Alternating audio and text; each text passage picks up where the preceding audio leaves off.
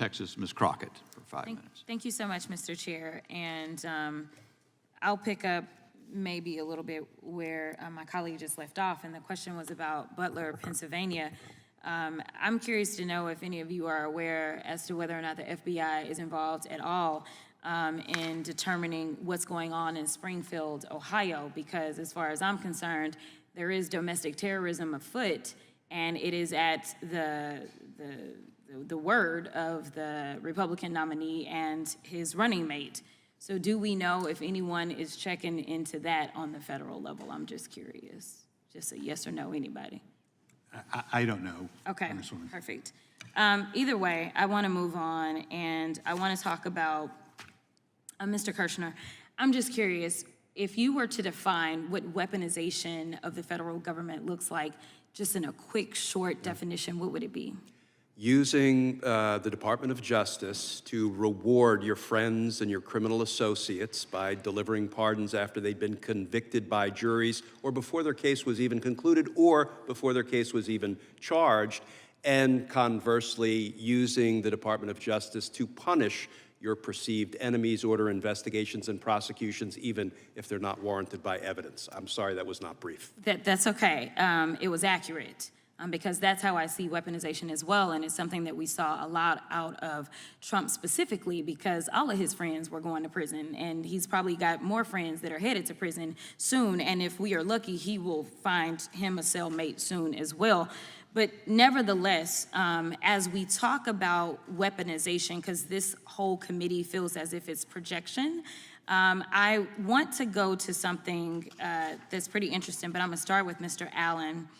I wasn't on this committee the first time you were here, so this is the first time we're interacting. But I am caught up to speed, and I have a simple question for you, yes or no. Do you believe that career employees like yourself should have your job taken away even if you've done your job well and followed agency rules? Do you think it's right to be fired just because you have political disagreements with those above you? No, it's not right to persecute anyone for their political or religious beliefs, especially in an organization where there's supposed to be the free flow of ideas. Okay, I appreciate your answer and your honesty, and I absolutely agree with you. It is interesting, though, because that's exactly what Trump and my Republican colleagues would do if they won the election.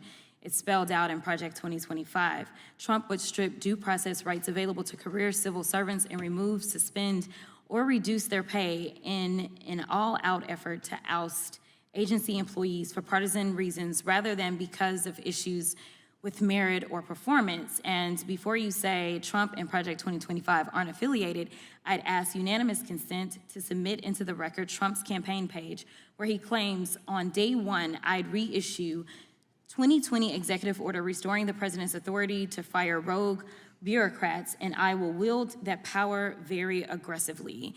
The only reason democracy is standing strong today is because we had public servants who pledged loyalty to the Constitution and rule of law and not to Donald Trump. Mr. Kirshner, your testimony today demonstrates you're familiar with Project 2025. Is that a fair statement? Particularly as it pertains to the Department of Justice. Okay. And you are aware, or maybe you're not, we'll see, on page 547, that Project 2025 states its goal of implementing a top-to-bottom overhaul of DOJ that, quote, must include the FBI, because anything less would, quote, guarantee the failure of the conservative administration's agenda. That does not make a lot of sense to me. Okay, but that's in Project 2025. It is okay. on, yes, it is. All right, just wanted to clarify that.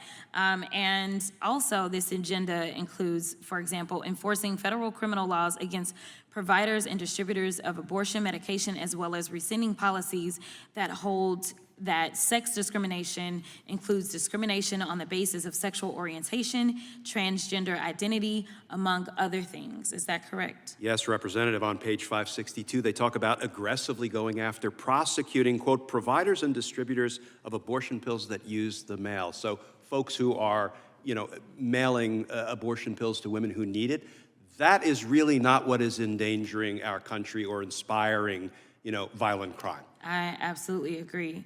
This week, the New York Times reported multiple instances of Trump trying to weaponize the DOJ to retaliate against his political enemies. finding that, quote, Mr. Trump told Mr. McGahn that he wanted to order Mr. Sessions, the Attorney General, to prosecute Mrs. Clinton and Mr. Comey, and if Mr. Sessions refused, he would take matters into his own hands.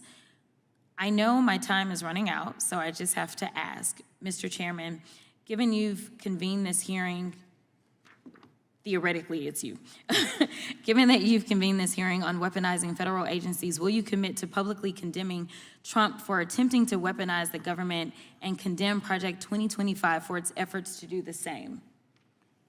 Gentlelady's time has expired.